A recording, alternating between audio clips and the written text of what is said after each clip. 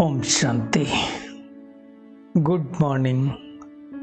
साकार मुरली 18 जुलाई 2022।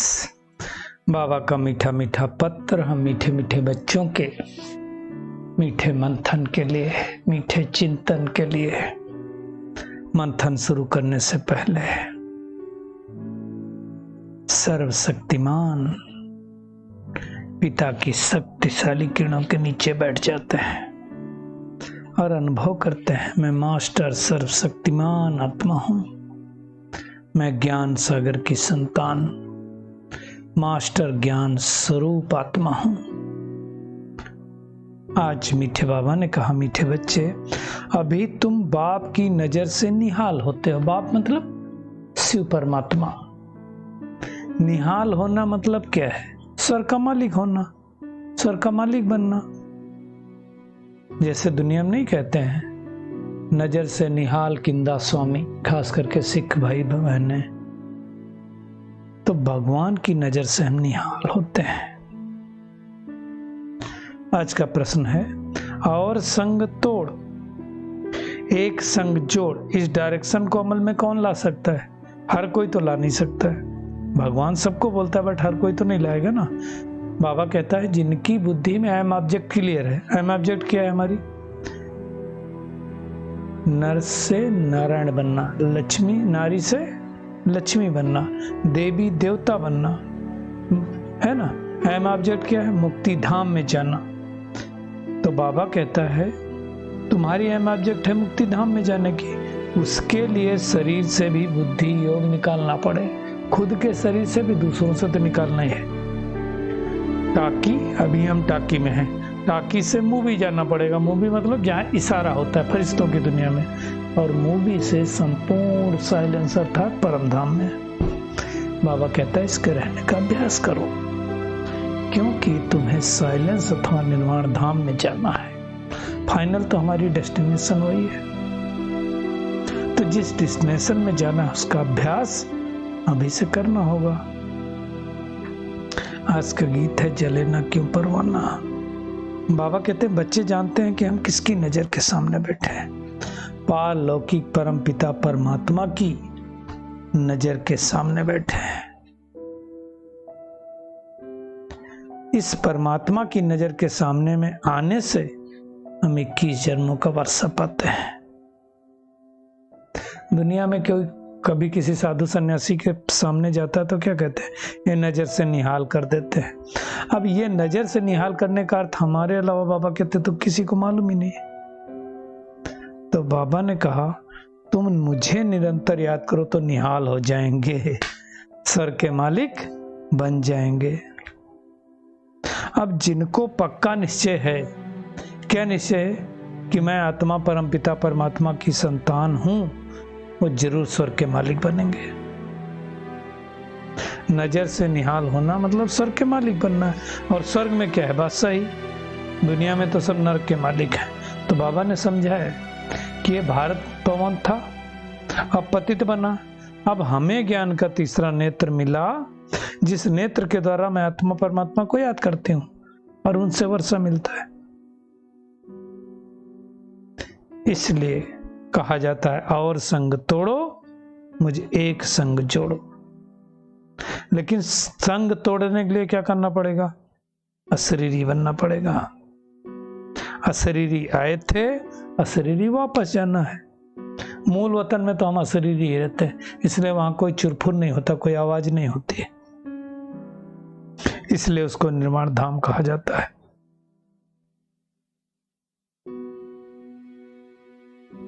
पहले जो नाटक होते थे, मूवी जो चलती थी ना पहले, उसमें कोई आवाज नहीं होता था।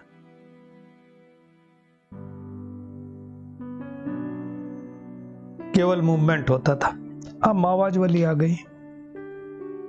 तो बाबा कहते, तुम अपने स्वधर्म में टिको और अपने घर को याद करो। बस टाक करना छोड़ दो, फालतू फालतू बात नहीं करना, जितना जरूरी उतना बोलो, घर को याद करो। अब यहाँ टाकी में रहते रहते अभ्यास करना है, मूवी में से भी परे जाने का अभ्यास करना है। बुद्धि में क्लियरिटी होनी चाहिए कि अब हमें फाइनली मुक्ति धाम जाना है। बाबा ही मुक्ति, जीवन मुक्ति देते हैं।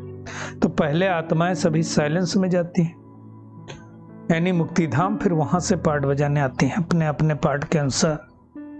देवी देवता धर्म वाले पहले पार्ट बजाने आते हैं, फिर इस्लामी बौद्धि अपना अपना पार्ट बजाने आते हैं। ये सब बातें बाबा कहते तुम बच्चों को क्लियर है। बाबा ने हमें नॉलेजफुल बनाया, आप समान बनाया। बाबा कहते हैं तुम फिर औरों को बनो ज्ञानी और योगी बनाते जाओ। जो नॉलेज मेरे पास है वही तुम सबको देता हूं और तुम दूसरों को दो। अब वैसे भी बच्चे हैं तो सब नंबरवार पुरुषार्थ अनुसार नॉलेजफुल बनते हैं, सब एक जैसे थोड़ी बनते हैं। कम पुरुषार्थ करेंगे तो कम नॉलेजफुल बनेंगे। अहम ऑब्जेक्ट सबकी एक ही है। बाबा कहते हैं इस झाड़ की तुलना बनियान ट्री से की जाती है। पूरा वृक्ष खड़ा है, मूल धन जड़ है ही नहीं और साइड से जड़ें निकली हैं। ऐसे ही इस सृष्टि वृक्ष का, कल्प वृक्ष का मूल धर्म ही नहीं, आदि सनातन देवी देवता धर्म ही नहीं है। तो बाबा कहते हैं जब जड़ी भूत हो जाता है तब मैं आता हूं इस सृष्टि पर। और जब बहुत जड़ी भूत हो जाता है तो पेड़ को क्या करना पड़ता है, काटना पड़ता है। तो बाबा कहते हैं ऐसे ही मैं अनेक धर्मों का विनाश करा करके एक सत्य धर्म की स्थापना कर देता हूं। संगम पर ही तो आकर के बाबा देवी राजस्थान स्थापन करता है। सूर्यवंशी और चंद्रवंशी घराना अभी स्थापित हो रहा है। कल्प कल्प ऐसे पाठ चलता है। वेदों शास्त्रों में थोड़ी लिखा है कि मैं कब आता हूं, बाबा कहते हैं, है ना। जब संगम युग पर इनका फाउंडेशन लगना होता है तब इस पतित दुनिया में परमात्मा आता है ना। तो बाबा कहते हैं इतनी अच्छी नॉलेज है, सबको देनी चाहिए।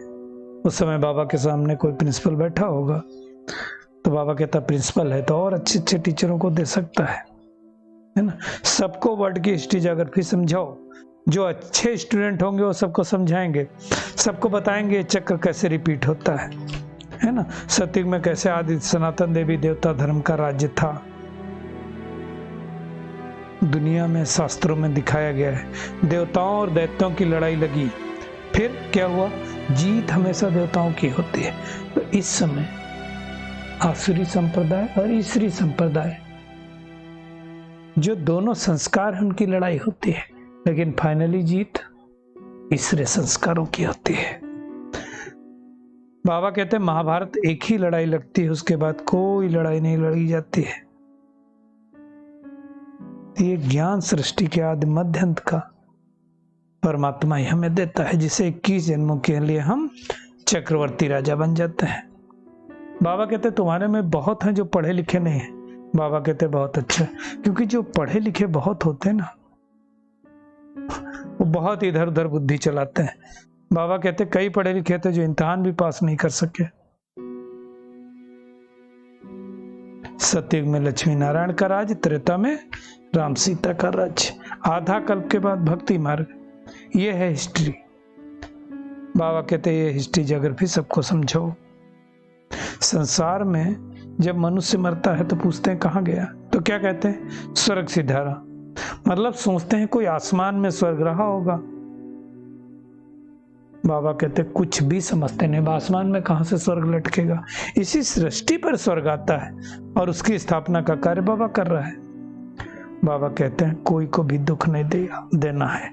दुख देंगे तो हमारी अंत गति तो दुख वाली होगी, उच्च पद भी नहीं पाएंगे।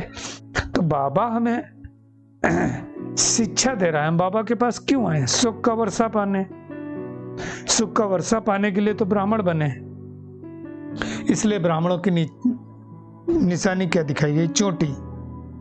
तो हमें अब ऊंच स्वरूप में रहना है, बिंदु स्वरूप में स्थित होकर के स्थिति बहुत ऊंची रखनी है। जैसे परमात्मा है तो स्टार के समान, परंतु पूजा करनी तो कैसे करें, इसलिए बड़ा शिवलिंग बना दिया।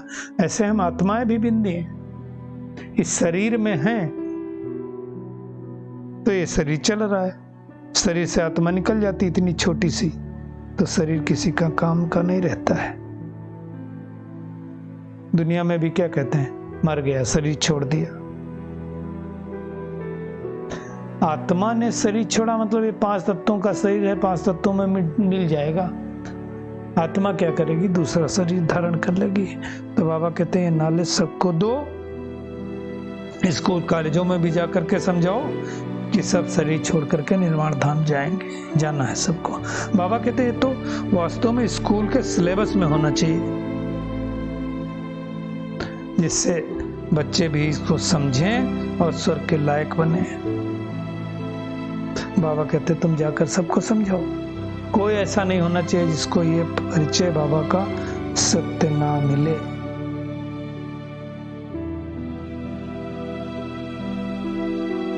समझ में आया? तो ये हमें युक्ति रचनी है कि हर आत्मा को परमात्मा का सत्य परिचय मिले। अब दुनिया में देखो, जब ओम शब्द उच्चारते हैं तो क्या सोचते हैं, कई लोग ओम का मतलब भगवान समझते हैं। अब ओम का एक्चुअल अर्थ है मैं आत्मा हूं और परमात्मा का बच्चा हूं, बस सिंपल बात है। अपने को परमात्मा कई लोग धर्म वाले समझते हैं, अब कोई परमात्मा कैसे हो सकता है। हाँ, ये अलग बात है कि वो परमात्मा इस यहाँ पर आते हैं भारत में, इसलिए उनका नाम शिव रखा गया। अब उन्हीं को कोई गॉड बोलता है, कोई अल्लाह बोलता है, लेकिन है वही ज्योति स्वरूप परमात्मा। भारत में आते हैं इसलिए भारत अविनाशी खंड कहा गया, कभी प्रलय नहीं होती है। हाँ, धर्म की ग्लानि होती है तब परमात्मा आकर के सारी बातें समझाता है। तो आज क्या करेंगे सारा दिन, क्या है होमवर्क आज का? एक तो अपने सुधर्म में स्थित रहना है और भगवान की नजरों से निहाल होना है, तो और संग तोड़ एक संग जोड़ना है। अपने स्वधर्म में स्थित होकर के साइलेंस का अनुभव करना है, क्योंकि अभी हमें वाणी से मूवी और मूवी से साइलेंस में जाना है। वापस जाने का समय आ गया। सुखदाता के बच्चे हैं, इसलिए हमें सबको सुख देना है, किसी को भी दुख भूले बिसरे भी नहीं देना है। सच्चा फ्लावर बनना है, कांटों को फूल बनाने की सेवा करनी है। आज का बाबा का खूबसूरत वरदान है, सर्व शक्तियों से संपन्न बन, हर शक्ति को कार्य में लगाने वाले मास्टर सर्वशक्तिमान भव। बाबा कहते हैं जो बच्चे सर्व शक्तियों से सदा संपन्न है, संपन्न नहीं कहा, सदा संपन्न है, वही मास्टर सर्वशक्तिमान है। कोई भी शक्ति अगर समय पर काम में नहीं आती तो मास्टर सर्वशक्तिमान नहीं कह सकते। एक भी शक्ति कम होगी तो समय पर धोखा दे देगी, फेल हो जाएंगे। बाबा कहते हैं ऐसे नहीं सोचना कि हमारे पास सर्व शक्तियां तो हैं, एक कम हुई तो क्या हर्जा, एक में ही हर्जा है। बाबा कहते एक ही कम होगी तो फेल हो जाएंगे। मान लो हमें 5 सब्जेक्टों का एग्जाम देना है और एक सब्जेक्ट में भी हम फेल हो गए तो क्या पास कहा जाएगा? इसी प्रकार अगर 8 शक्तियां हैं तो एक भी शक्ति फेल हो गई, कम हो गई तो हम फेल हो जाएंगे ना। समय पर काम नहीं आएगी तो मास्टर सर्वशक्तिमान कैसे कहे जाएंगे? इसलिए हमें ध्यान रखना है, एक भी शक्ति की कमी न हो तब कहेंगे मास्टर सर्वशक्तिमान। स्लोगन है, प्राप्तियों को भूलना ही थकना है, इसलिए प्राप्तियों को सदा सामने रखो। चलिए परमात्म किरणों के नीचे बैठ जाते हैं और अनुभव करते हैं, सर्व शक्तियों से संपन्न मैं मास्टर सर्वशक्तिमान आत्मा हूं। अनेकों के साथ अपना बुद्धि योग तोड़कर एक परमात्मा के साथ जोड़ने वाली आत्मा हूं। वो पिता आया है हमें नजरों से निहाल करने, नजरों से निहाल करके स्वर्ग का मालिक बनाने। इसलिए उस पिता की याद में बैठ करके टाकी से मूवी और मूवी से हमें साइलेंस में जाना है। ये अब सृष्टि परिवर्तन का समय है, सबको निर्वाण धाम जाना है। इसलिए अब देह सहित देह के सब संबंधों को भूल एक पिता को बड़े प्यार से याद करना है, सबको बाबा का परिचय देना है। शुक्रिया मीठे प्यारे बाप दादा, शुक्रिया आप सभी का इस मीठे मंथन के लिए। ओम शांति।